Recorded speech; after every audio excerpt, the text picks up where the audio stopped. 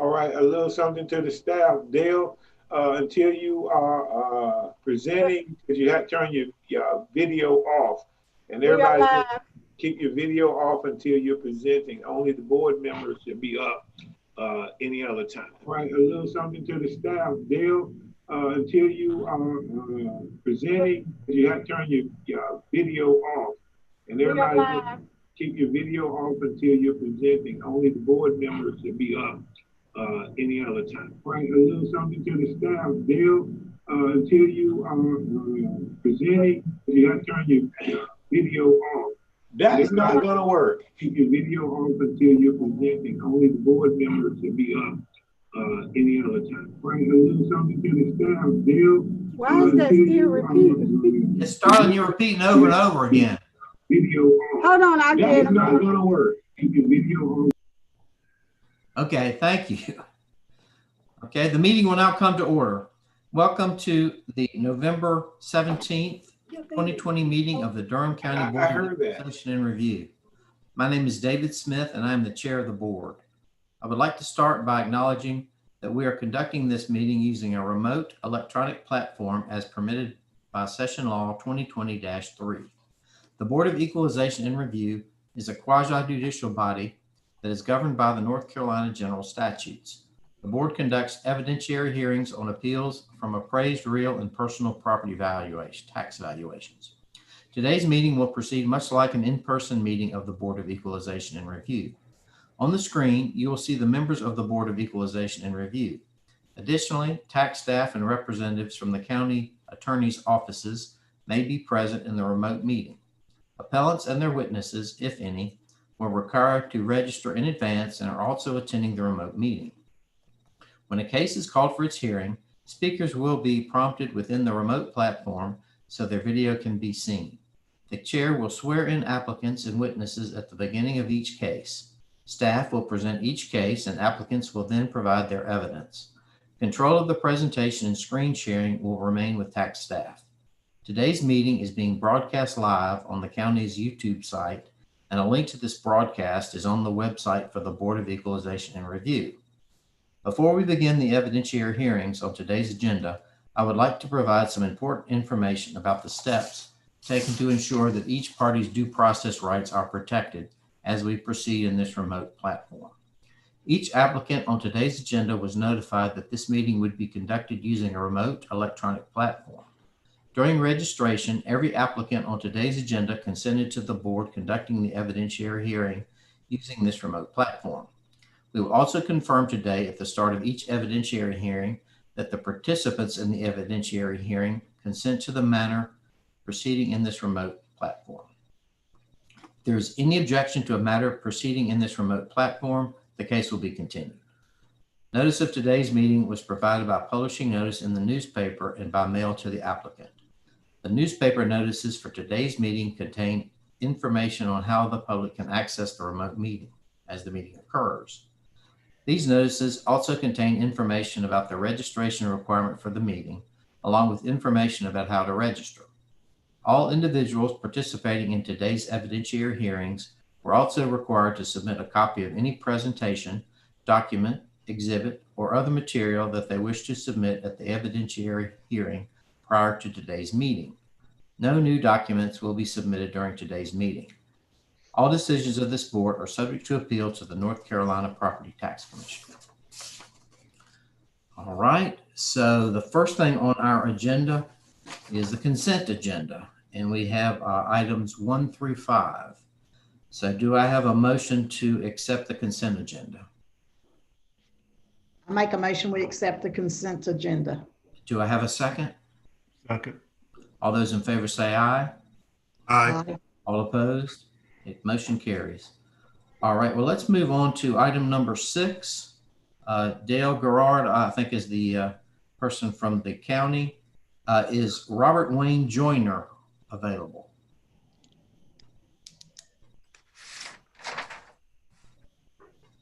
All right, you don't see him anywhere, Sheila? He's not in the waiting room?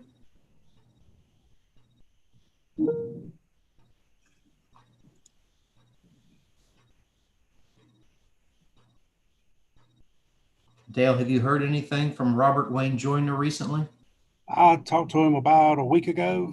Told him it was that we weren't gonna tell it was going to have to go to the board and y'all were gonna have to hear it. And that's the last I talked to him. So he sounded like he was going to come before the board. Yes, and I mean, he was kind of wishy-washy on it. Okay. Well, I'll tell you what, let's skip ahead to the number 8, which I believe you also have. Yeah, the one on. The one on Owen Street. Yes, sir. Let's get you sworn in, please, if you raise your right hand. Do you swear or affirm the testimony you are about to give is the truth, the whole truth, and nothing but the truth, so help you God? Yes, I do. State your name and position with the county, please. Dale Garrett, residential property appraiser. All right, it looks like this one, number 8. Let's see, do we have anybody for this one on Owen Street? Is Mr. Rojas available? I mean, it looks like you are well below what his estimate of value is. Right, and the reason for that is he bought it and was remodeling the house, and the remodel was not complete as of January 1 of 2020, so we didn't change the value on it because the work was not complete. All right, so have you spoken with him regarding this property? I mean, why did he appeal it? He wanted it to go up because I think he did the appeal after he got the CO on it and wanted it to go up. He's afraid that a lower tax value will hurt his ability to sell it. Is that what the problem is? Well, he rents it out right now. All right. Well, so is Mr. Rojas? He's not anywhere. Sheila, you don't see him. Sheila, we can't hear you. I don't know if you're muted.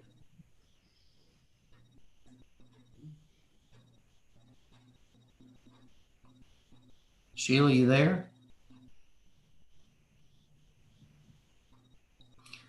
Well, I'm assuming he's not there, and since it's below the value, I think we can move on.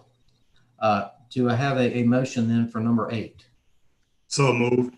Do I have a second? Second. All those in favor say aye. Aye. All opposed? All right, let's move back to number 6 and 7. They're both Robert Wayne Joyner.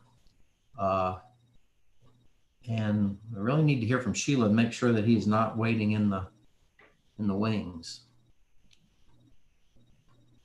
I guess, Dale, you're at home. You're not in the... I am in the office. Is she in the office also? Yes, sir. You want me to go see what's going on real quick? Yes, if you don't mind. Thank you. I'll be right back.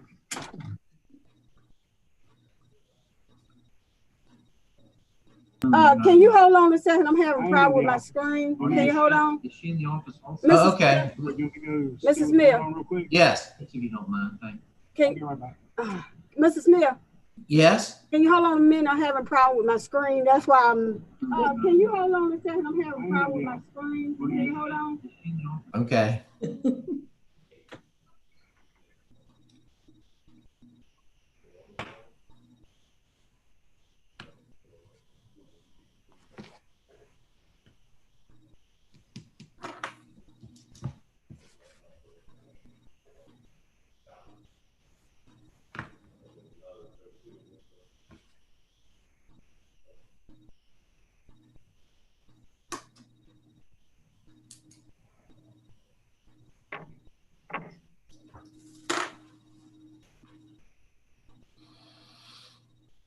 We are in the office and we are having a lot of audio video problems in here. I don't know why. Something's up.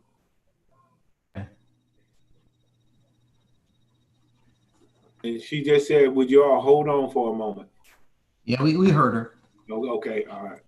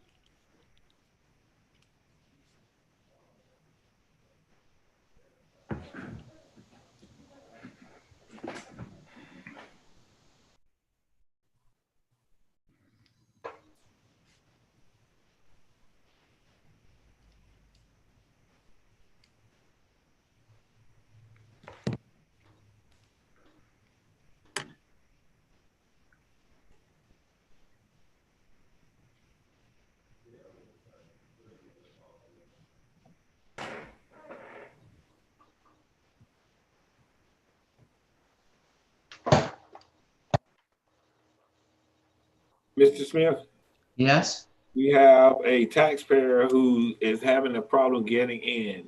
It is, let me get here. It is 195239, which is at 1020. And she's having a problem getting in. And she wants to know if she can call into the office and somehow we connect and so she can hear. I'm going to try to see what I can do to get it lined up, if that's okay with you. Okay, that's fine. Okay, all right. I'm going to start working on that now then. Okay. I guess Sheila's still trying to get us in to get her screen working. Oh yeah, her screen stuff went down and she's talking with Adriana and she's trying to get it back up. Okay. All right.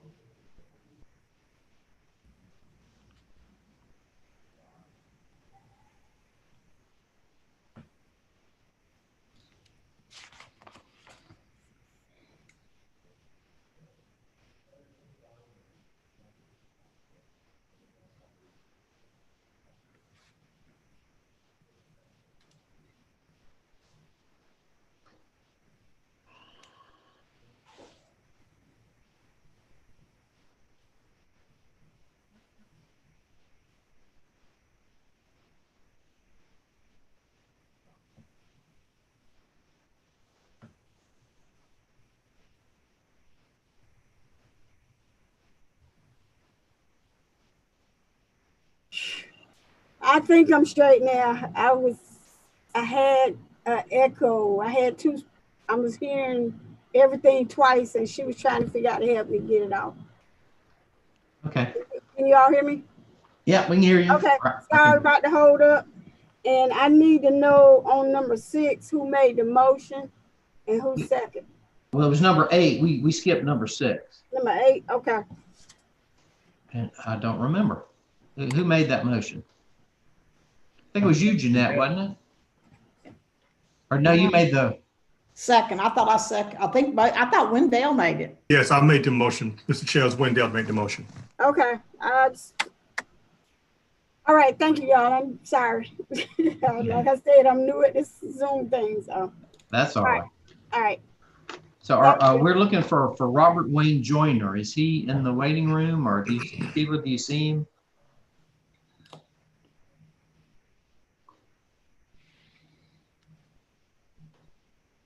I don't have anybody in the waiting room except staff. Okay.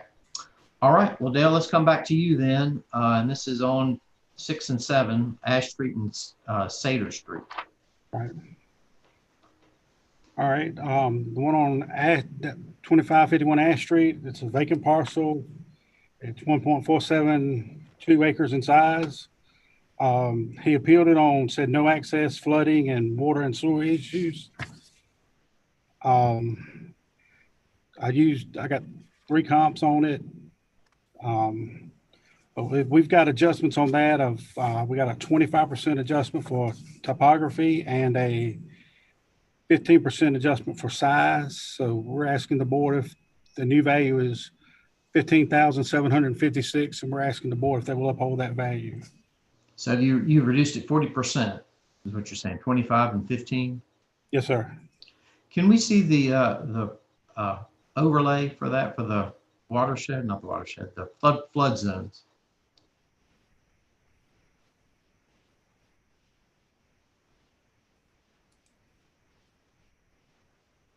So I guess it's not in a floodway. What about, can we look at topography?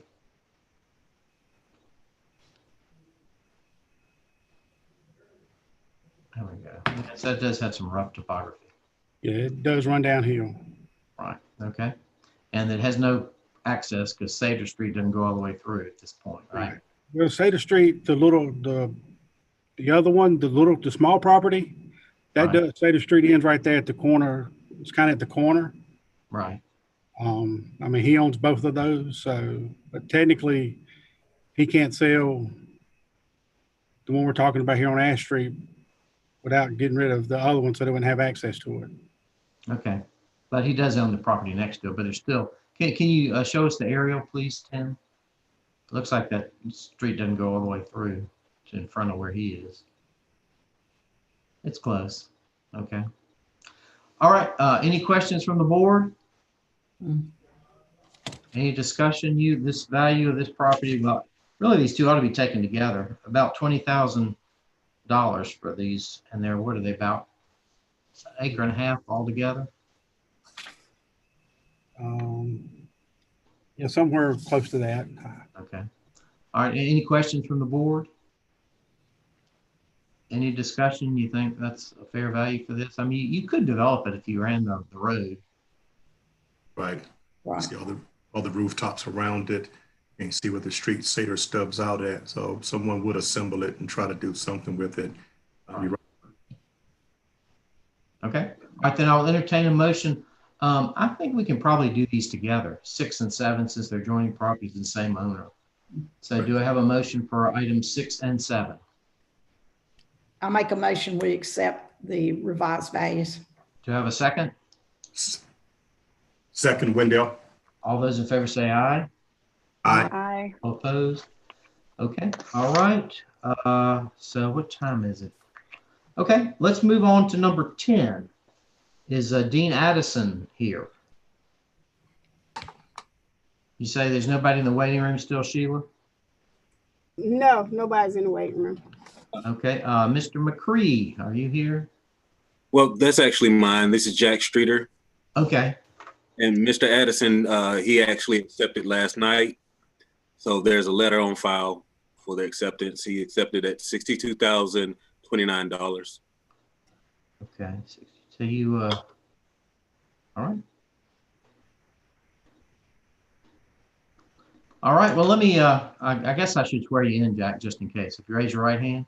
Do you swear or affirm the testimony you're about to give is the truth, the whole truth, and nothing but the truth, so help you God? I do. State your name, please. Jack Streeter with the Durham County Tax Administration, Commercial Appraiser. Okay, well, tell us what you just told us. All right, Mr. Addison, we actually settled on a value at $62,029. The property was in the floodplain and had an easement. It was also in the wrong neighborhood, so we ended up being able to adjust that downward. Okay, all right, then I will entertain a motion on, this is number 10. Motion to accept revised adjustment agreement by county and the property owner. This is Wendell. Okay, have a second? Second. All those in favor say aye. Aye. All opposed? Okay, number 9, Starlene, I think you were trying to bring somebody in by phone. Are you there? I am here, and she wanted to postpone, and she's just doing that this morning. And I think that the on the document, I know that on the documentation it tells them that you have to make any changes or request for changes 24 hours in advance. But she said that her boss was sick and she wouldn't be able to get in, and she can't log on and whatnot. So I responded back that what the documentation says, and that she would be able to appeal again for next year. She is having technical problems, is that correct? She's having technical problems now. That would be up to you all to decide whether or not to allow her to reschedule or to postpone and then reschedule. Okay. All right, any discussion from the board on this is number 9? And so I think her technical problem is that her boss is sick. That's a technical problem? David. No, I didn't. Okay. I'm not judging either way. Okay, what's your own pleasure? Mr. Pope, Pope, is that number? Yeah, what'd you say about Mr. Pope? You're on number 9, right? Yes. I just saw Pope There it is. I see it now. came up on the screen. Okay. All right. So she's in, I take her. You can let her. Yes, It's going to be a he, I think. I don't know. Albert Pope. And maybe that was a lady who was trying to get a power of attorney to get, so that she could handle it. Yeah, I think maybe. I do not know. But he's here. Hey, is he just on phone or can we see his video also? I think it's phone.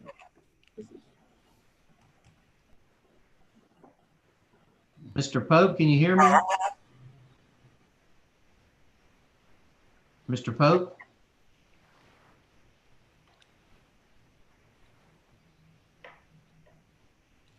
So Sheila, are you sure as being in? Hey, Brian? Are you showing Mr. Pope as being available to us? I see it doesn't have a microphone. It has the microphone's not showing up on the screen. So I can't even, let me see if I can send a message. It said there's a video, but there's not a microphone. Let me see if he can start his video, see what happens. Okay. I asked him to start his video.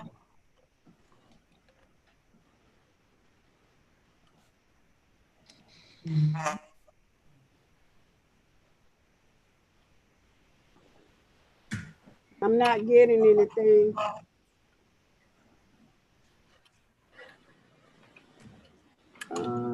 Let me send him a chat. Okay.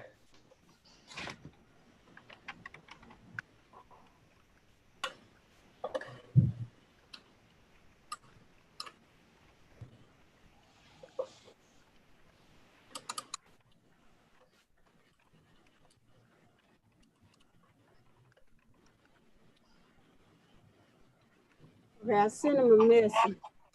Asked him to turn on his audio or video.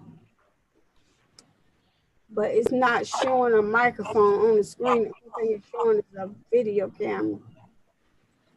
So I'm not sure if they maybe still having technical difficulties. Yeah, I'm hearing some kind of noise. Like maybe that's him trying to talk. I didn't get a message back from him. Okay. Well, do we have anybody for the 1045 hearings? Robert Bremmer or Mary Weesey? No, nobody but staff. No, nobody but staff. Okay. Well, let's take a break until 1045. And in the meantime, see if you can get Mr. Pope connected somehow, or we can figure out what's going on, all right? Okay, So we'll wait till 1045. okay.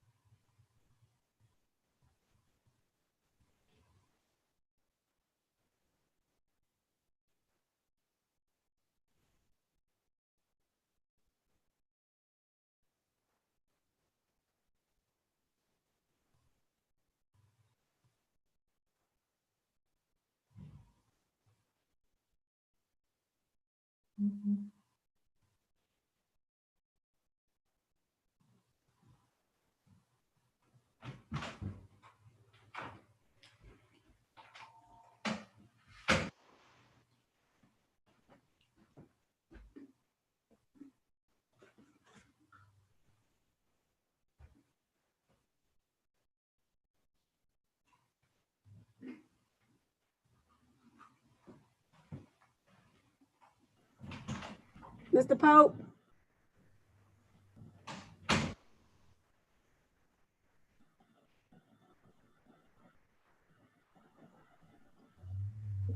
Hey, Mr. Pope, thank you on?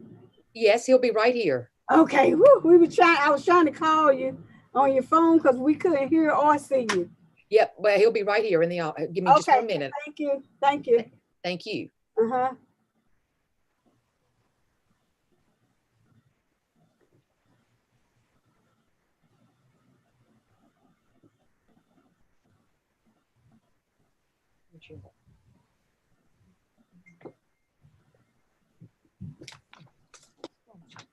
Okay, he's here with me now.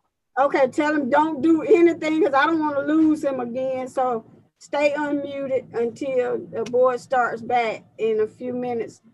I think it may be about 5 more minutes, but That's okay, no problem. He'll be here with me. yeah. And if we lose you, ask him to try to get back on again because I was sending him messages and I don't think he was getting them that we couldn't hear him or anything. Yeah, I don't think we were either, but I got you now. Okay, thank you very much. Thank you.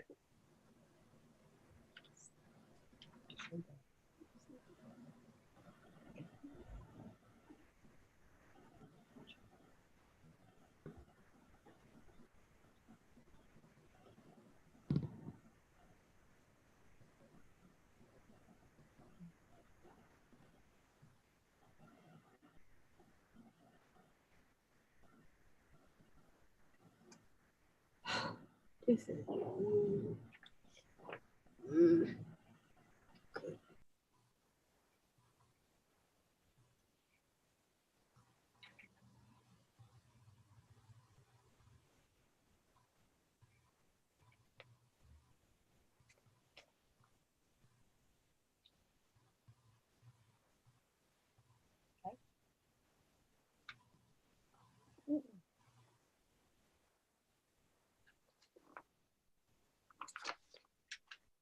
Here's this.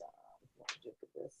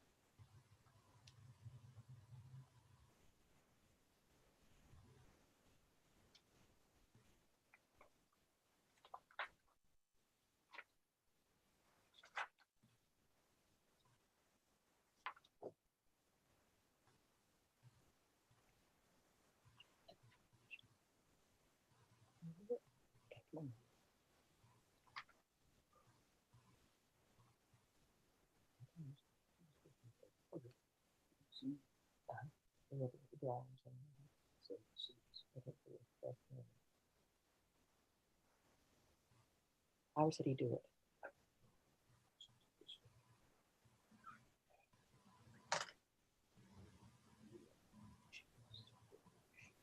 You need a bath?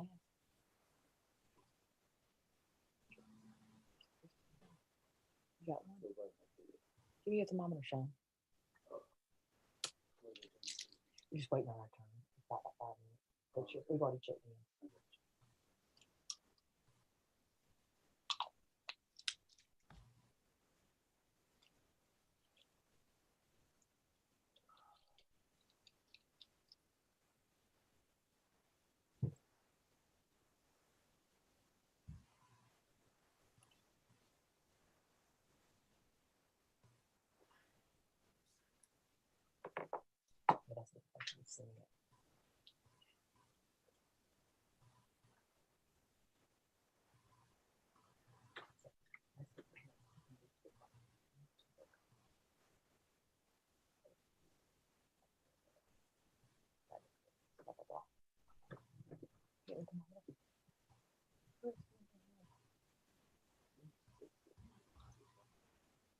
You mean prior to this?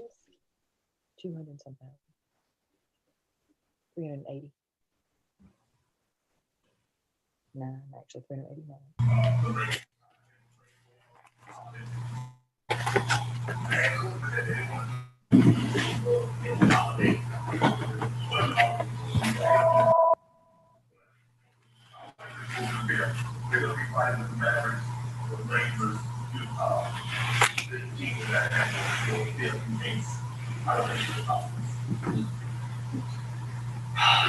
So what did Chris Paul do last year? Came out of nowhere, but I thought he might mail it in and Oklahoma City. Just gonna be stuck for a year. And he had his best year ever. To me, all told, best year ever. In fact, if there's such a thing as an unsung or off-radar MVP. All right. You see what I mean about the league meeting thing? Right there. All right. All right. I'll be back later, okay? Sorry.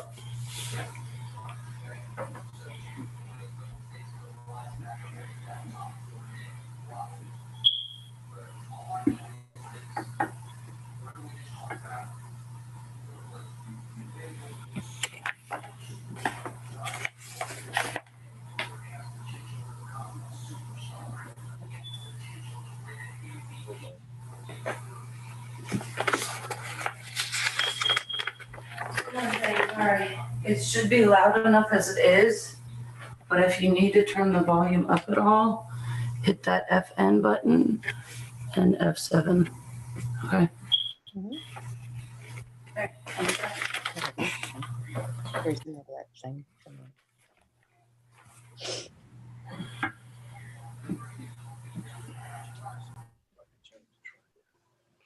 Well, I don't know, they had it wrong. That's the correct square footage. That's what they had it at.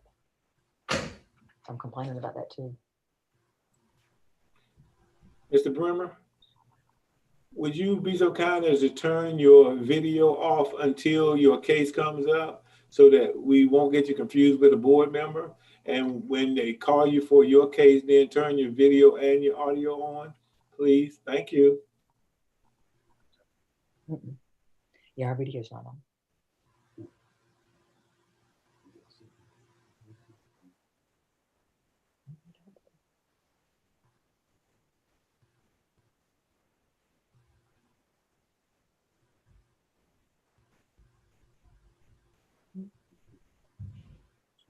Mm-hmm.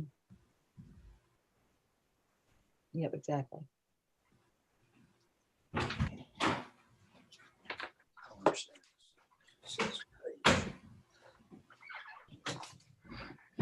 That's a lot.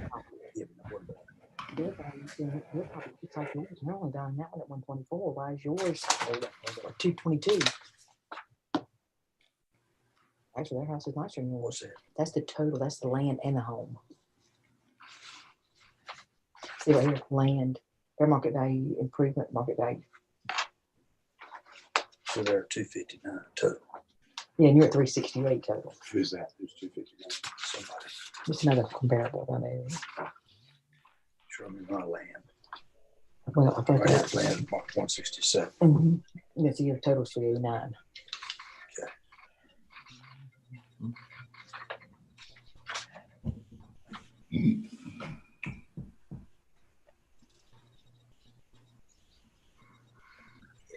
This here.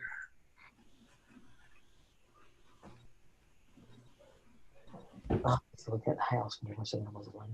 Let's say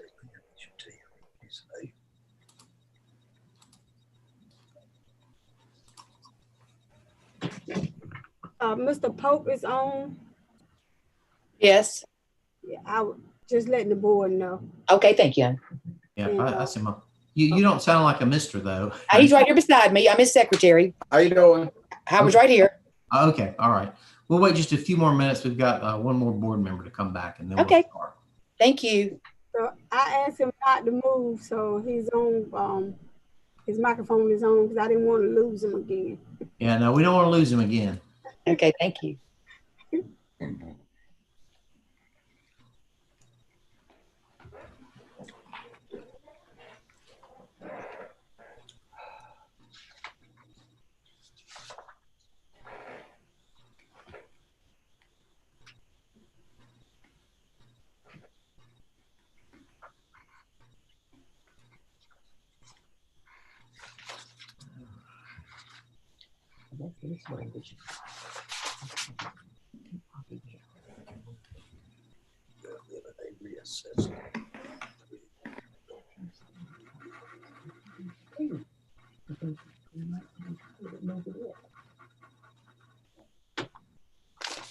Here's your 2020 statement. That's your tax amount that's due. Okay. This is your 19 one. That's the tax amount that's due. The property values didn't change at all between 19 and 20. 89, 30. In other words, you go up in value every year, pay basically, but it's one of the thing is every your property is more valuable.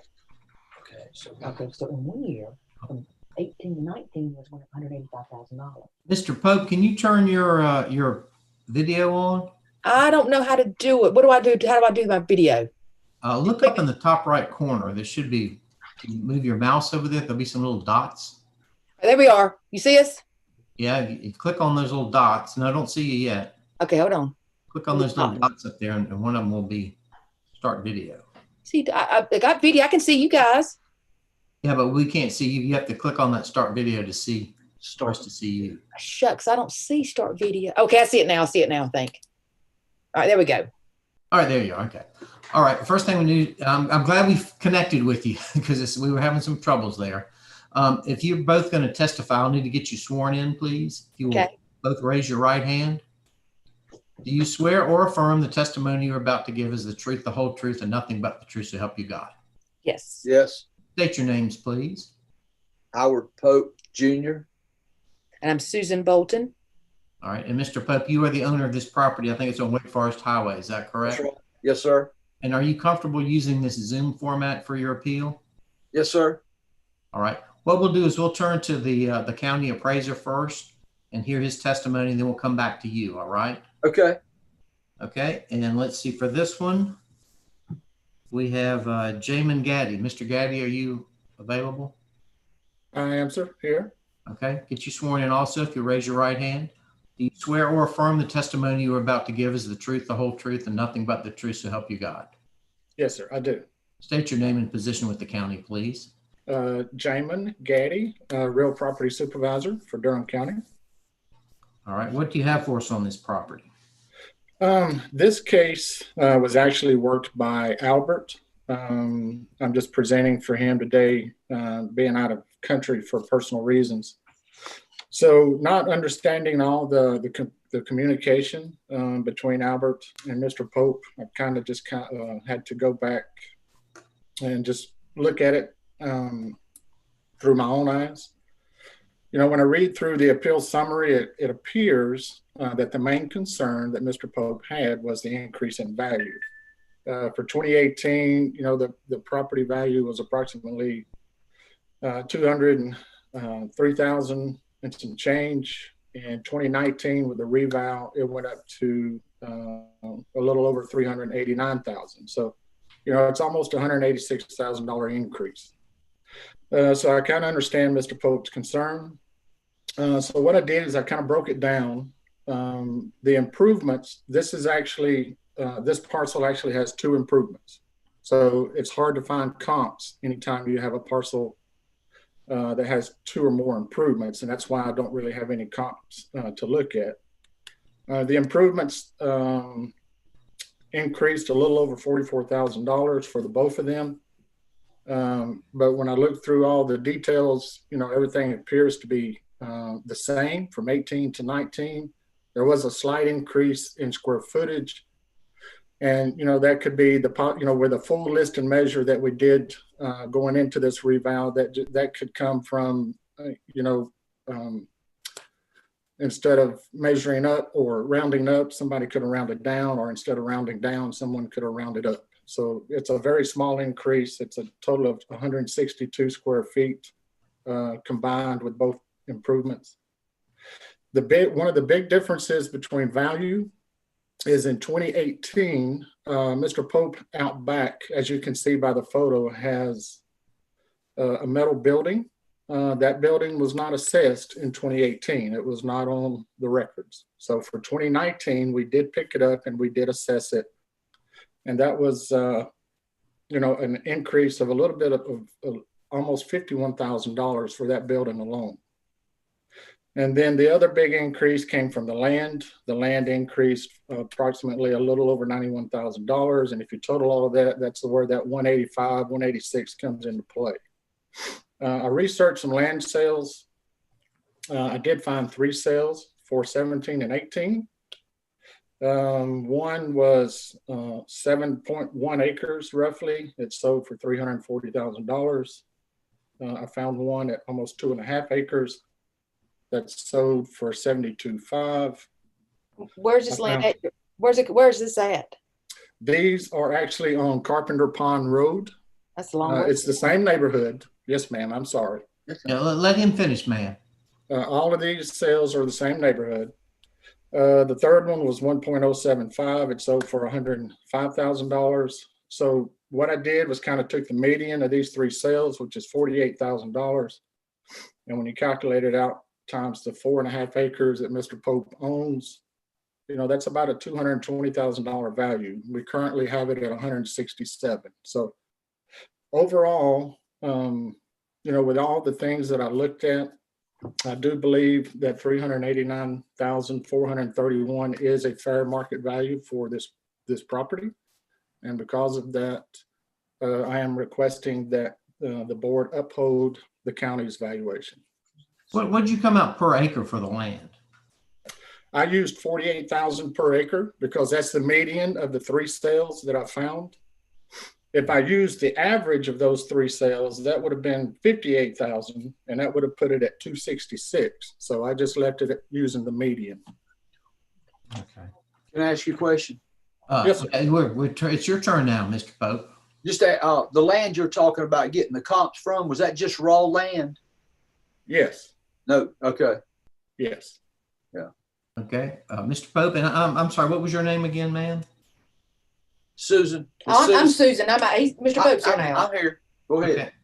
All right, I didn't know which one of you wanted to testify, but it's your turn. Well, whatever testifying means, I'm here to listen to what you have to say so I understand exactly why the land went up in value quite so much.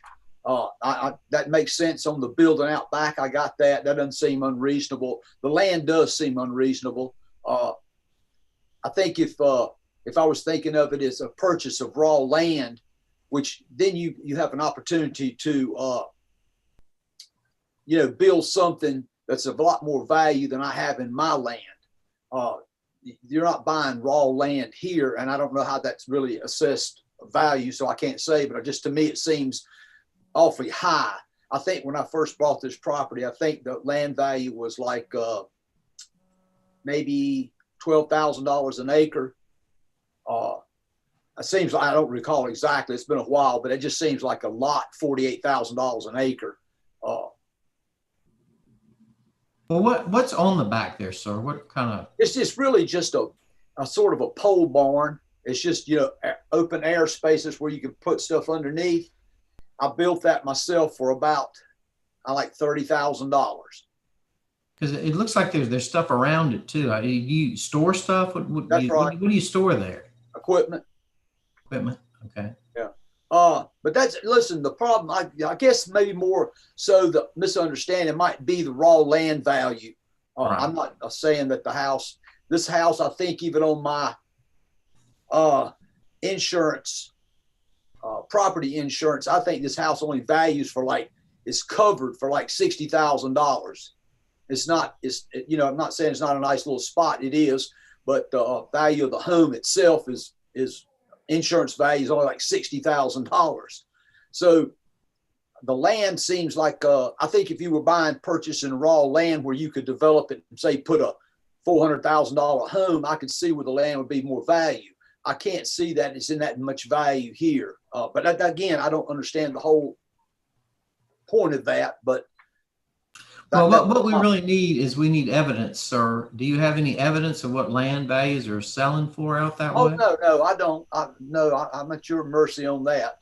Because I don't have, you know what I'm saying? Let me say, I guess what I'm trying to say is, for this land to be worth that value, I would say that if somebody bought this property for the land itself, then they would demolish everything here just to have the land.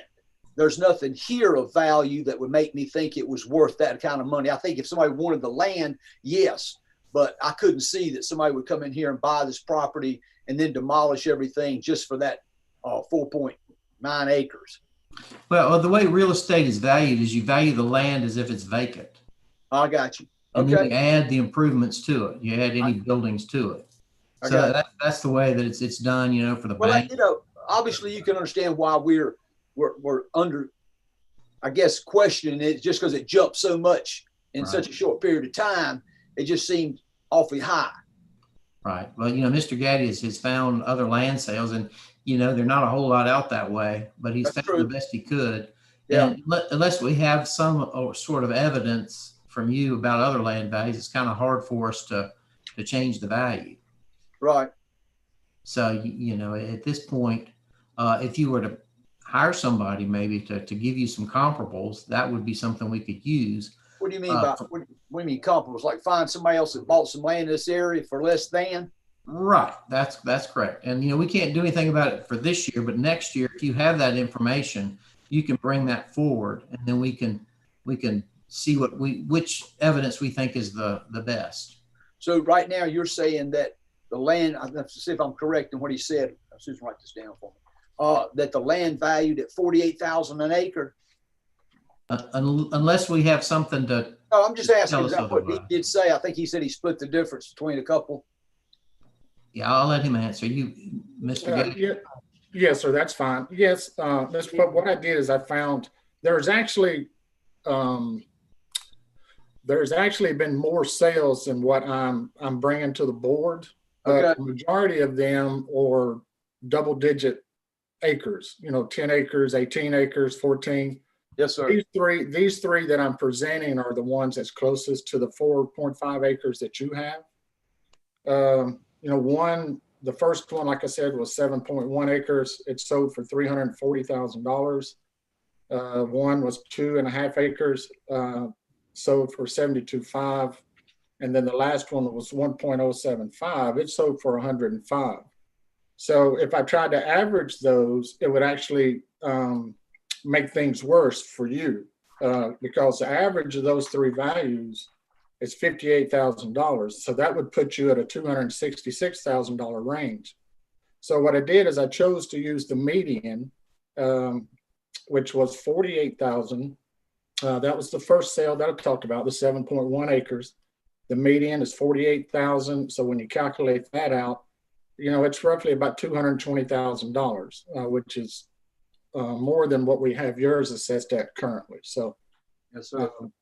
So I was trying to work it to where both parties would win, you know, in this case, because, you know, to me, $58,000 per acre just kind of, you know, that just increases the value even more. And I didn't want to do that. Well, I understand. Okay. I guess, you know, I don't have any evidence to present in any case other than just that it went from one thing to another. And it's quite such a high jump that it seemed high. Now, I have a neighbor that lives down the street from me, and I don't want to mention his name, but he just built a house there. Maybe, well, I shouldn't say he added on to his home considerably, but that's a totally pretty good. See, my question is not so much on the land; it's on the value of the house here. What are my house value? I mean, you got people right down the street from me that's got a bit more square footage, and their house value is $124,000, and yours is $222,000. So why is my house value more? I mean, like you got on I have a comparable right here on Paddock Drive, 7311 Paddock Drive. Their building is 1,600 square feet. It's a ranch, 2 bathrooms, 3 bedrooms. Their value is only $124,000. Their house is much, much nicer than where we are, and we're valued at $222,000. Well, it's hard for us to look at other properties. We don't have that information in front of us. Oh, I sent it all to you. We don't know why that value is like that. We focused on your value. Right, but I mean, It don't could you be have that that? there's something else wrong with that house. We don't know. We don't have any evidence. So let me ask you a question. Is there, like with the land, is there some price that you use to evaluate homes by the square footage? Mr. Gaddy, can you answer that, please? Well, what happens with homes is, yes, we look at, when we do revaluation every 4 years, we have to look at, see what the market's telling us to do. So we take sales prior to that revalue. For this year, or for this term, it was January 1, 2019. So we took sales from 16, 17, and 18, and we analyzed those sales, and that dictates, what we do with our computations, or, how we assess properties. So yes, sir, we do take home sales and use those sales to assess other parcels, or to assess a whole neighborhood in general. Now, your neighborhood would be different from another neighborhood, because it's two totally different neighborhoods. Yeah. Okay, Bob, we're going to need to move along with this, sir. Okay. Are there any further questions from the board? Were there any comps that we could see side by side, or did that? Well, the reason I did look at some comps, but the reason I didn't post them is, like I said, this parcel actually has 2 houses or 2 homes on it. Okay. So I think it would have been a little bit misleading with all the adjustments to try to compensate for that. So that's the reason I didn't. So is it 2 homes, or is it a home and then that storage building? It's actually the storage building plus 2 homes. Okay. Let me say this. That other home is not a home. It is a storage building. It has power to it. It has no water, no bathrooms. It's just a storage building. Right. And you've taken that into consideration, haven't you, Mr. Gaddy? We currently, we have it assessed as a home, but we do have it in condition of a D+ with a fair depreciation. Now, this is the first time that I've heard that it's just storage only. Right. And like I said, I don't. I have a question there. Is it 2 homes and a storage building, or just 1 home and a storage building? When I bought this property, actually, if I recall correctly, it actually had 2 deeds. That little white house down here is an old block building that I think the guy that lived here, his mother lived in it 10 years prior to them selling this property, and it had been vacant ever since. Now, at some point, it must have had a bathroom and running water. It has no bathroom, no running water, no heat. That's it. It just has electricity for lights. That's it. That's all it is. It's nothing but storage. And nobody's ever lived in it since I've been here. And what I heard was prior 10 years to me moving here, nobody lived in it. They used it for storage as well. So it was never a home, and it's not livable. Believe me, it is not livable. Mr. Gaddy, do you have a value for that property, a separate value for that property? Yes, sir. Currently, that property is valued at $49,588. Okay, well, and I can't say that's unfair, but I don't know that. I'm just trying to state to you. In fact, the guy that came out to assess the land not too long ago, I can't recall his name. I wasn't here. Yes, the guy he's talking about. He's not available. I got you. He looked at it and realized it wasn't. And he said he had made a mistake in thinking it was a residential home. When he realized it wasn't, he said he would go back and let that be known. That's all I can say about that. It's not a house. It's nobody living in it. Nobody would live in it. Okay. All right. Mr. Chairman? Yes, Mr. Gaddy. I apologize. I was actually looking at the 2018 card. The 2019 card, it's actually assessed currently at $65,727. My apologies. That's just ridiculous. And that can't be. $6,000? 65. Yes, approximately 66,000. Mm-hmm. Okay. Can we take a look at that? It is actually the house that you will probably see if Tim pulls up the appeal summary. I think it's that house that's on the that one right there. That's it. So that's paid for a little over $6,000. No, 66,000. 66,000. 66,000? Yes, sir. That's more than my house that I live in is assessed at with my insurance to rebuild. See, now my home I live in, the other house on this property It's just a modular home. It's been here since, I think 81. It's just a modular home. It's nothing fancy about it. And I know that my homeowner's insurance is just valued for rebuild. To rebuild this house would be like $60-some thousand, all they valued it at. Okay, all right. Well, Mr. Gaddy, it looks like we need to make some adjustment to this, because that house doesn't look like 66,000 to me. Right. Is this something, I think maybe the best thing to do would be to continue this and let you come up with a value rather than us try to come up with something off the fly. Anybody's welcome to come out anytime and look at it. I'll be glad to show them around. Yeah, you can do that too, Mr. Gaddy, if you like. But I think for now, the best thing is to continue this case until a better value for that property has been determined. Okay. Well, I think that's fair. I think that's fair. Is that in agreement? Does the board agree with that? Yes.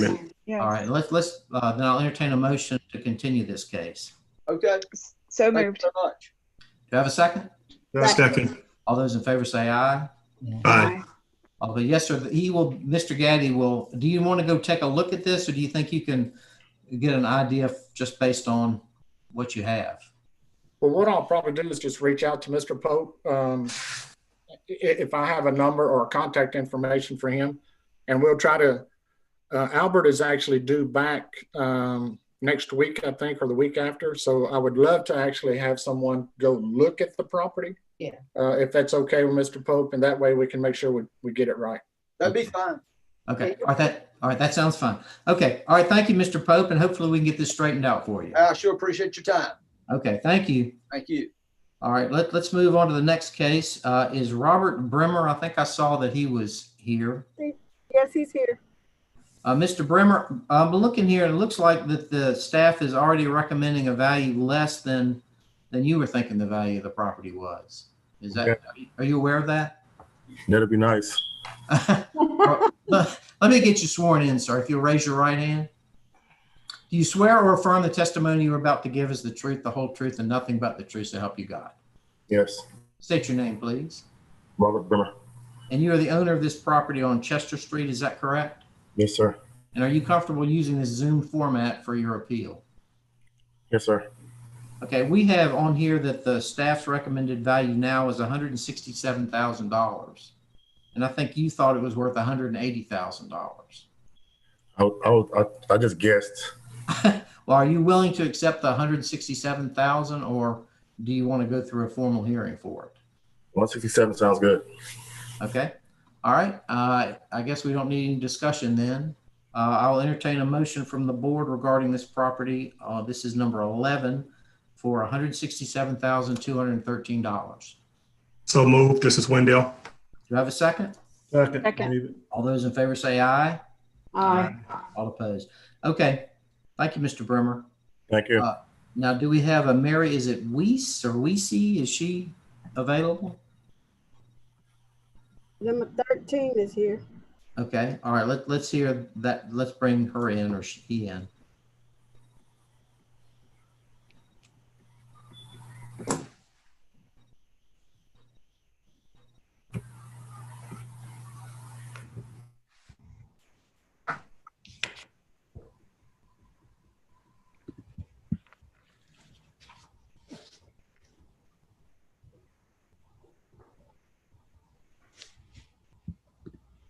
Yeah, I just asked him to start his video.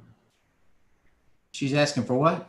I asked him to turn the video on. Oh, okay.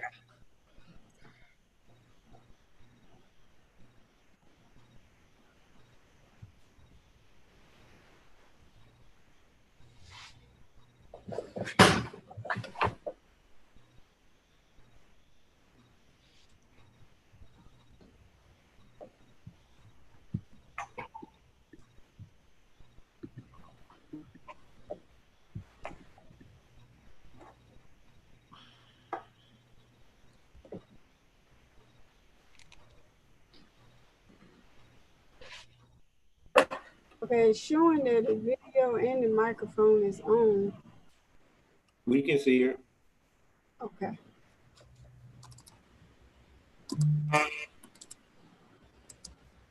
Hello? Oh, hi. Can you turn your video on, please? My video is on. Oh, there. All right. Let's get going with this. Can you raise your right hand, please? I'm seeing a different name on it. Yes, I'm his daughter. We're just using my Zoom account since he doesn't have one. Okay, is he present? Yes, he's right behind me. Okay, if I could get both he and you sworn in, please. Are you going to be testifying?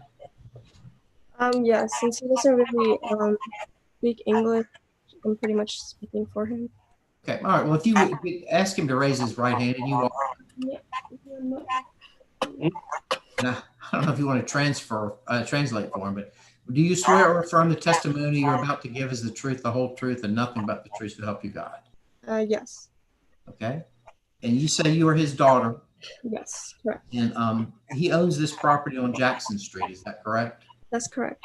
And are you all okay using this Zoom format for your appeal? Yes. Okay. We will hear from the county appraiser first, and then we'll come back to you. All right. Okay. And how do you pronounce your name, please? My name is pronounced Halim Kasor. Halim Kasor. Okay.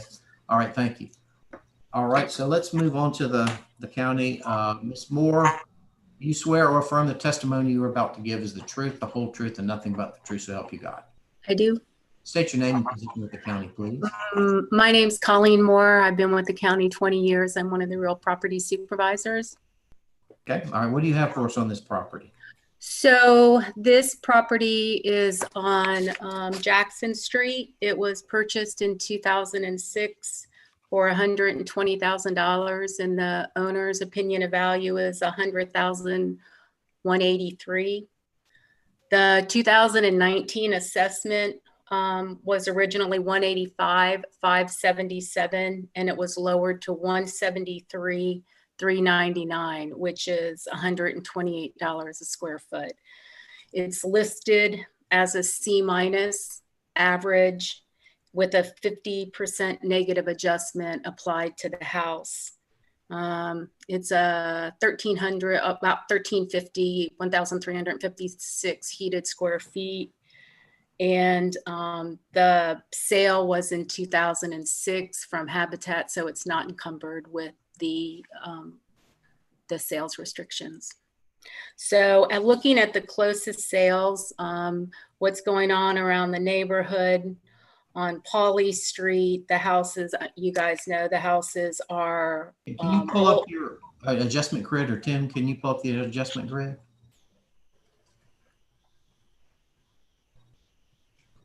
I think with this, all I have is the case brief. What were you? Well, we're just looking for comparable sales that you used. Right. But so that the comparable sales that are around are not Habitat houses. So, and most of them have been renovated, and they're they're kind of used just for reference. On Pauley Street, a 1930s ranch sold for $319,500. On 802 Pauley, which is around the corner, it was a conventional, sold for $220 or $176 a square foot. Another on Buchanan, a 1925 ranch, which was renovated, sold for $196 or $153 a square foot.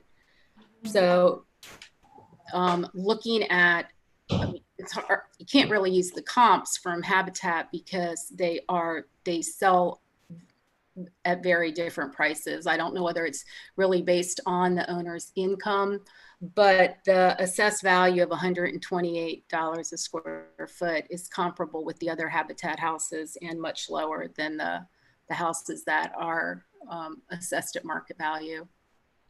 And you said you made a 50% adjustment? Yes, sir. And that 50% negative adjustment on the house. And that was based on the fact that it was a Habitat house? Yes, sir. And that's because the quality of Habitat houses are just not as high as. Yeah. And we typically try to put them, and that is a C- house. I couldn't put a D on it, but it's an average condition.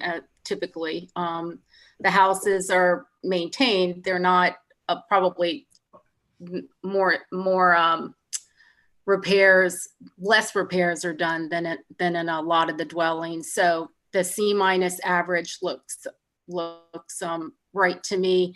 And the negative adjustment takes into account that the houses around them are equipped much better, especially inside.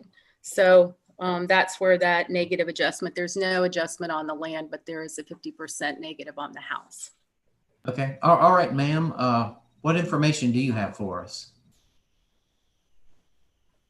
Miss, is it? Yeah. Hi. So my brother said that the house was originally bought for $180,000 according to the original document. I'm not really sure, but that's what he said, and that we applied for this property tax evaluation because we had a mail that said it would lower our mortgage rate, but we did not expect for the market value to decrease, and that if we were to ever sell this house in the future, that we would not want to lose money, like any net money. So you're concerned that the value is below $180,000, is that correct? Correct. Okay. Well, this is only for tax valuation purposes, and it doesn't necessarily reflect the market value, what you would sell it for if you put it on the market. It's just the county values all the properties together, and sometimes it's not quite as precise as, you know, a typical appraiser for the bank would be. So this should not affect your mortgage or, you know, your payment or your insurance or anything else. Okay.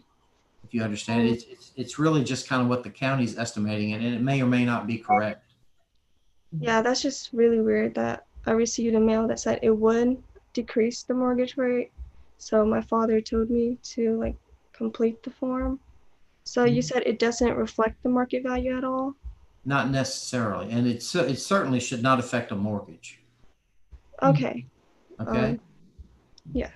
All right. So do you understand? So it shouldn't affect you all at all. It just means your taxes will be a little less. Is really what it means. Okay. Thank you. All right. Actually, accept what is appraised for now. That cleared things up really well. Does it? Okay. Okay, thank you. All right. Any other questions? None at all. Thank you for your time. Okay. Thank you. Any questions from the board? Then I'll entertain a motion regarding this is number 13. I move that we accept the county's value. Do I have a second? Second. All those in favor say aye. Aye. All opposed? Okay. Thank you, ma'am. Hey, thank you. Have a nice rest of your day. All right. Did anybody show up for number 12, Sheila?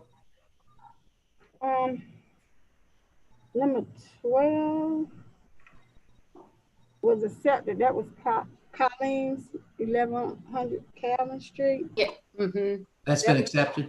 Yes. Okay.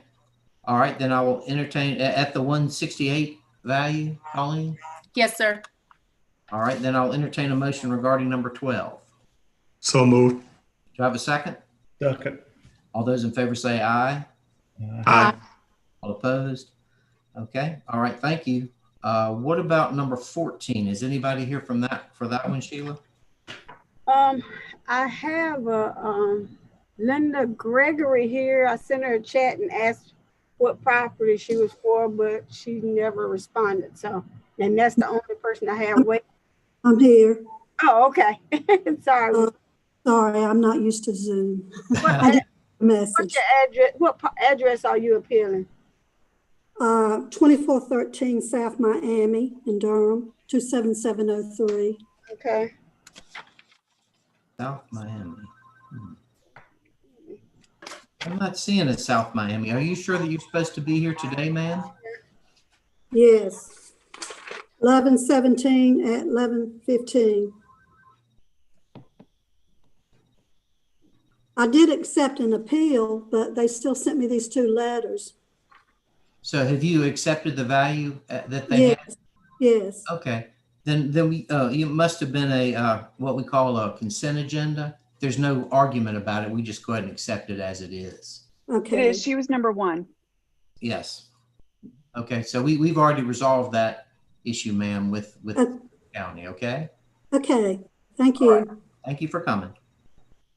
All right. Mr. Smith?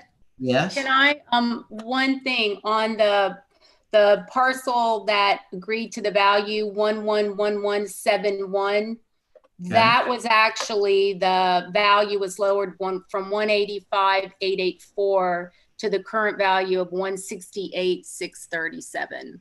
Right. So that's what you would be approving. Yeah, well, yeah, I believe that's what we approved. Because I thought you said 185. Sorry. I don't know if I said anything. But anyway, we'll accept the 168,637. You know, it's good to clarify. Okay. All right. So it's 5 minutes after 11:15. So we don't know of anybody for the Roxborough Street property. Is that correct? Nobody else is waiting now. All right. Staff is here. And I believe Mr. Van, are you the staff person for this one? Is he present? Let me see. Sorry, I was muted. Yes, I'm representing that one.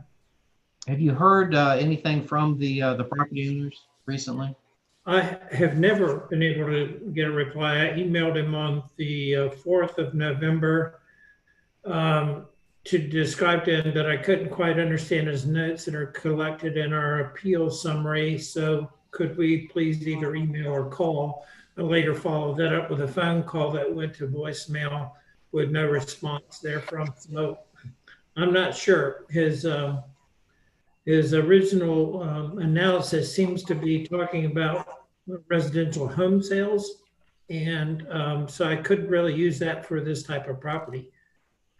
So I went ahead, since I was basically in the dark, and started looking at this both from an income approach and oh yeah, I guess I got to be sworn in. Okay. All right. I'm sorry. Raise your right hand. Do you swear or affirm the testimony you're about to give is the truth, the whole truth, and nothing but the truth, so help you God? I do. State your name and position, please. George Van, commercial tax appraiser with Durham County. Okay. All right. So show us the evidence that you have. Can you pull it up on the screen? Can Tim pull it up? And Tim, I've got two loaded there. One's from yesterday. Are we going to be doing income? Yes. But is it your income or his income? No, it's the comps there's an income approach in there. But it's not using his income. No, it's not. It's, okay. All right. Thank you. So here's a photograph of the building, and if Tim can hear me, I thought about the presentation today. I thought it might be good if we could group the photos together. So in case he can find it, I about 45 minutes ago loaded a spreadsheet on there with the photos arrayed around the bottom. That's it. Thank you.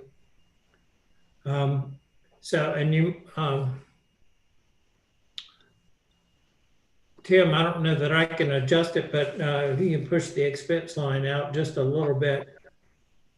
Thank you. Okay, so what I was looking for in this case, we've got a property that's built in 2011. It's masonry, pretty plain front, commercial building. It's located at 3610 North Roxborough, which is the corner with Brockway, just about at the hospital. And we have two sales that we found both on CoStar and our system. The rest of them are, I was searching for small office type uses, in particular medical office uses in the North Durham area around here, where we might find some similarity and so forth. And you can see the acreages are quite close on the column E, with the subject being 0.426 acre and comp with 0.49, another with 0.464, and another one that's 0.34. The first two sales, which are Capitol Street and North Duke Street, had quite close land assessments. The third sale comes from closer to the Central Business District at 1011 Lamont Avenue, because I simply ran out of similar type office spaces to use. All of these structures are a little bit older than the subject property. We bracketed the land as well as the rented area. And we've got, we used incomes that are basically out of our schedule of values, with the subject being, comp one being about $30, but the other two dropped down to $25 since vision care centers, that type of use is a little less intensive than a true medical use would be.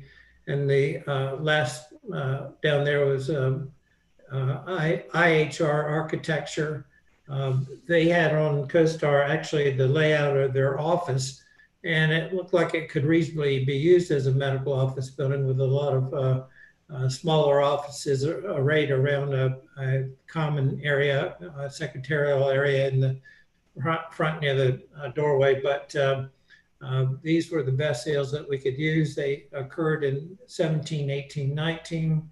And we've got the values of what they sold for from 935,000 down to 512,000, which is a price per square foot of 160 up to $353. So we did do an income approach on it. We used, as I say, $30 for the first sale and $25 per square foot for each of the other two sales. We also used the vacancy at 5%, and then collectively the management and the operating expenses were captured at 30%, all fall within our models for medical offices. So that gave us a net rentable, net operating income of ranging from 35,000 up to 111,000. 111,000, if you'll notice, is obviously a little bit larger building than the other two. And if Tim could slide it over just a bit, we have concluded over here with the expenses at 30% net operating income, and the net operating income per square foot falls into a nice range. The indicated cap rates were around 9, almost 10 to 10 and a third or so. And then one that was quite low. That one, and I'm attributing some of that to the fact that its land value is almost twice as much as the other two. So in any case, our original value that he appealed was $669,898. In doing this analysis, I felt our systems had bumped his quality range a little too high. And so I hit that down a little bit, and that gave us a value of $552,724. And as you can see, that's well supported by this income approach. And the sales comparison approach is at 588, so it's in the same general area, even though it's a little bit higher. Do you have any questions? So it looks like you used the average of the three comparables for your sales comparison. I think that should be 226 instead of just $6.64. It's actually 226.64. Right, yeah. So that just somehow that didn't get on there. And then so you're using $17.74 a square foot for the rent. And is that, so are these rents actual rents, or are these rents that you use from your information? From my information, these are not actual rents. I will say there was a flyer posted on the last comp there, offering it at $23 when it sold back, that was in 2019. So it might be, I used $25, not $23, which is what they were advertising in the flyer. Right, and all in your expenses too were based on what you all use, not what the actual expenses were. That too is correct. Okay, all right. Okay. Any other questions from the board?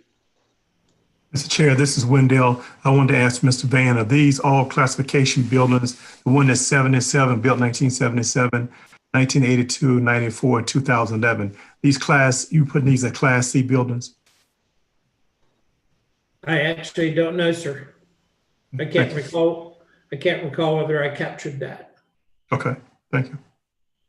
To me, the value seems reasonable based on the information that he presented. Mm-hmm. I was looking at the rents. Yeah, I was looking at the rents, looking at the rent rolls on it, and was comparing that to the classification to see. And Northern Durham has a different set of issues when it comes to resale of medical office buildings.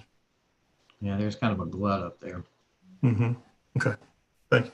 All right. So I will suggest that the recommendation of 552,724 is a reduction of 117,174 from where he originally appealed it. Okay. All right. Any other discussion from the board? Then I will entertain a motion. And this value is our chart has a different value, but it's 552,724. Correct, Mr. Van? That is correct. Okay. So I'll entertain a motion regarding number 14. I move that we adjust the adjusted value on the 552,724. Okay. Do I have a second? Second. All those in favor say aye. Aye. Aye. All opposed? It carries. Okay. Is anybody here for the next one, number 15? I do not have anybody waiting. All right. Well, let's take a 5-minute break and give them 5 minutes to get here. All right.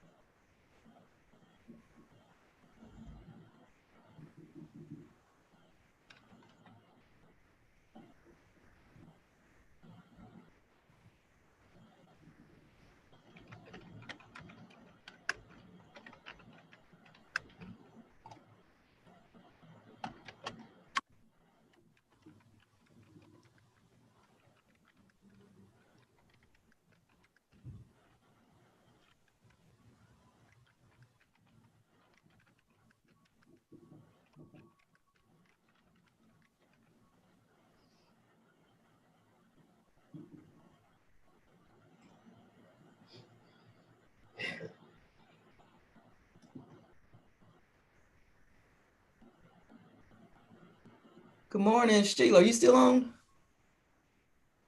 Is anybody on? Yeah. This case number 15, level 51, is represented by Charlie Mercer. They're not coming. Okay. Charlie Mercer.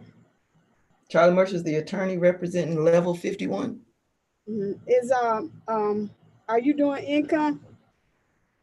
I'm doing, income. Actual income?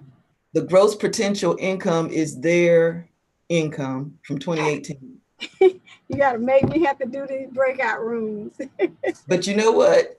What I need to let them know before anything is that this 2020 appeal is a protective appeal because it's pending a 2019 PTC decision.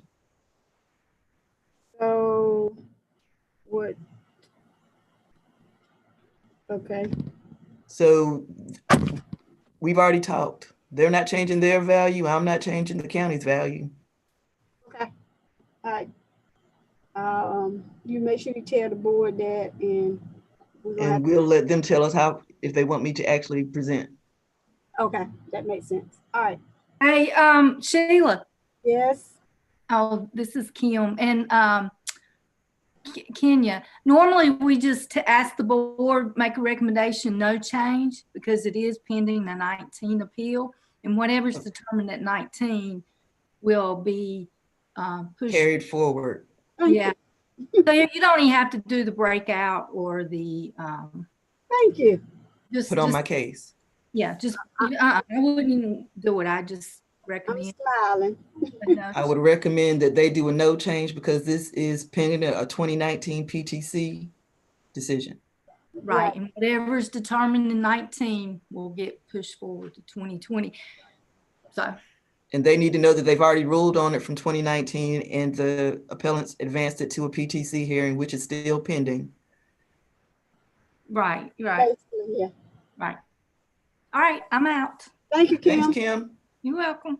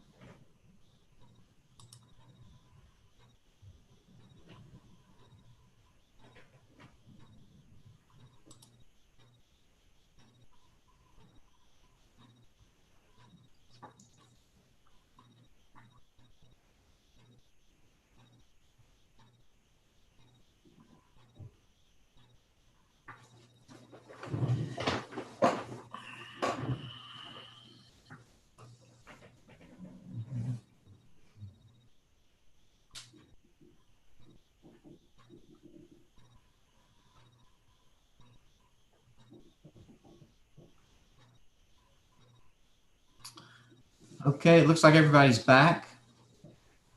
So let's move on to case number 15. Is anybody here for number 15?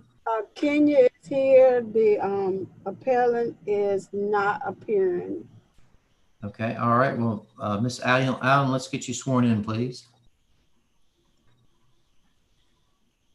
Good morning. Do you swear or affirm the testimony you're about to give is the truth, the whole truth, and nothing but the truth to help you God? I do. State your name and position, please. Kenya Allen, Durham County Tax Administration. All right. And what have you got for us on number 15? I need to let you know that this case is pending a 2019 PTC decision. Okay. They filed this same appeal in 2020, but you've already made a ruling on it in 19, and I'm recommending a no change. Okay. If it's under appeal, if the appeal is overturned, will it automatically carry on to 2020? Yes, it will. Okay. All right. So you need us to just, your recommendation is to maintain what we've got. Yes. Because it will be heard, all the evidence will be heard at the PTC and a decision made there. Yes. Okay. All right. Any questions from the board? Any discussion? Then I'll entertain a motion regarding number 15. Move, this is Wendell, a move to accept the county's value as presented. Do I have a second? Second. All those in favor say aye. Aye. Okay, is anybody, or 16 or 17 here, Sheila? Nobody is waiting. Nobody at all for any of the rest of them. 16 and 17. Number 16 is at 11:30. Okay, it's 11:30. 17 is at Yeah, they're both at 12. 12 o'clock. They're both of them at 12 o'clock. So And 12:50. I just didn't know if anybody had shown up early. yeah, nobody's waiting as of now. Okay. All right. Well, we'll come back at 12 o'clock then. Okay. All right. See you all then.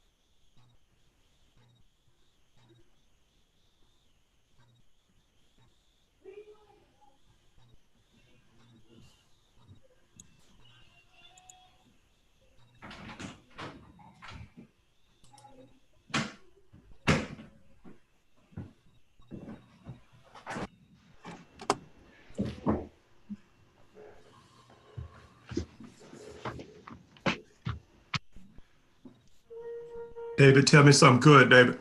Hey, man. Finally feel like winter, doesn't it? All right. Tell me about it. So true.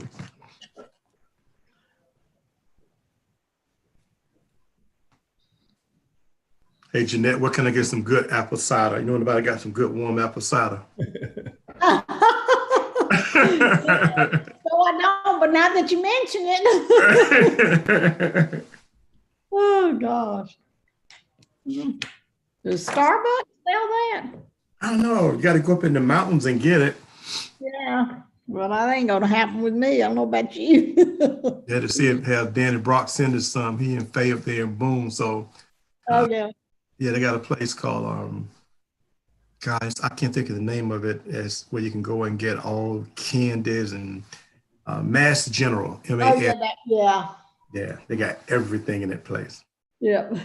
Well, I guess Janet could bring us back some too. She's got her place up there.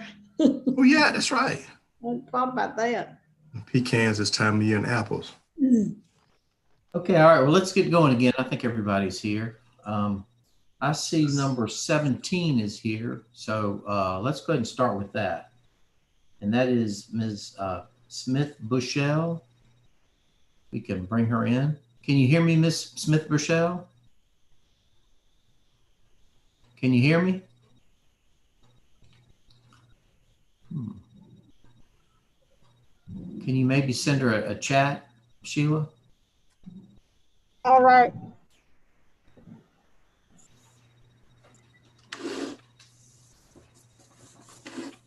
Maybe she's got her volume turned down.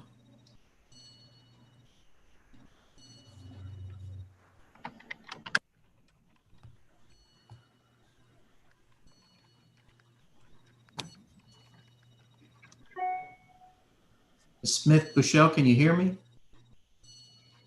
I just sent her a message. Okay.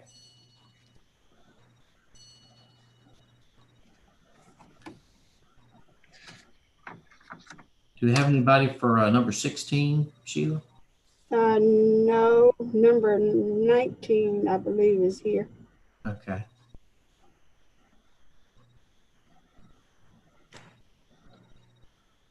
Well, let's go on and do number 16 till we can, hopefully we can get through to her. She's not answering it. Yeah, okay. All right, Mr. Garrar, you're here somewhere, I think, aren't you? You can turn your video on. Okay. All right, and you've already been sworn in. So this is a property on Fargo Street, correct? I think it's a townhouse. Yes, sir. And is there anybody here from Mrs. Bridges, Carolyn Bridges? Are you showing anybody else at all, Sheila?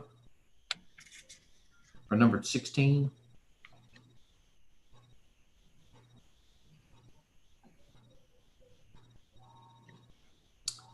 All right, well, Dale, let's go ahead and proceed. Okay. Just so you know, there's somebody in the chat. Yeah, that's Miss that's number Okay. Sorry. 17. So let me see if I can get a phone number from her to try to help her.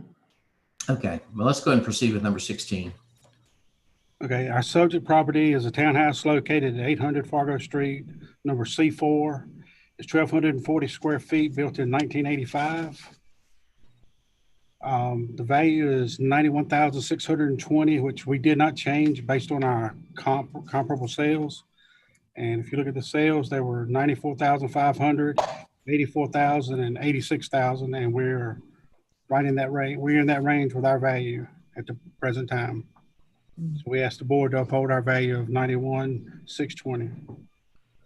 Okay. Any questions from the board? Any discussion? Then I will entertain a motion regarding number 16. Accept the counter's back. All those in favor say aye. Aye. All opposed? It carries. Who was it that made that motion? Peg. Who Okay. was it? Who made the motion? David Williams. And then Wendell second? I thought both of y'all.